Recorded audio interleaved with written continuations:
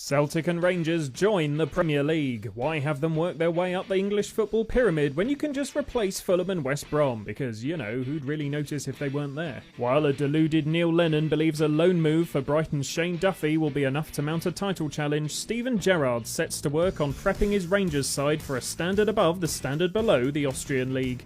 And like a one-night stand with the ex, he embraces the inevitable with a raid of his former club's 16th and 19th best players, whilst also snapping up Ben White from Brighton and Man City's John Loans on Stone. Fittingly, Gerrard's Rangers start the season on Merseyside with a trip to Everton. Presumably annoyed with having moved to Scotland before immediately having to board a bus back to where they'd just come from, Origi and Milner do their best to rattle the Toffees early on before Morelos lands a real signal of intent from the Scottish outfit, or at least it would have been if they didn't end up losing 4-1. Meanwhile, Celtic earn a draw at St James's Park in the closest thing to a derby Newcastle have had since Middlesbrough and Sunderland stopped being a concern. By mid-December, Celtic have already done the double over Arsenal, but it counts for nothing because those games took place in the Europa League. Unfortunately, in the Premier League, both they and Rangers prop up the table with just a solitary win to each side's name. However, let's not look too much into that, given that Celtic have a ridiculous 8 games in hand over 17th place Aston Villa.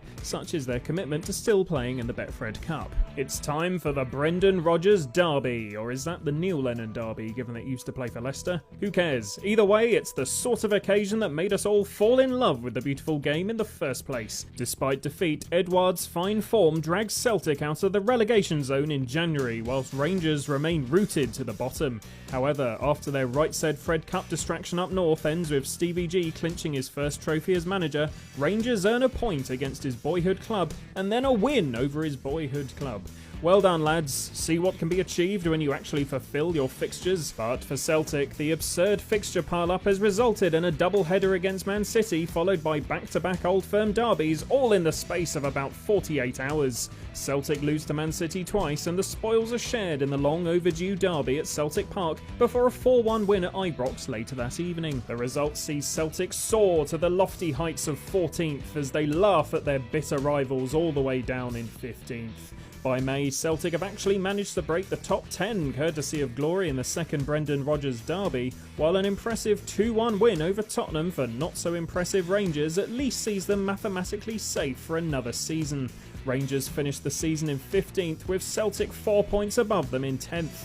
Can the Old Firm cut it in the Premier League? That's debatable, but perhaps the most damning indictment on Scottish football of all, Fulham cruising to the Scottish Premiership crown after a hotly contested title race with Big Sam's West Brom.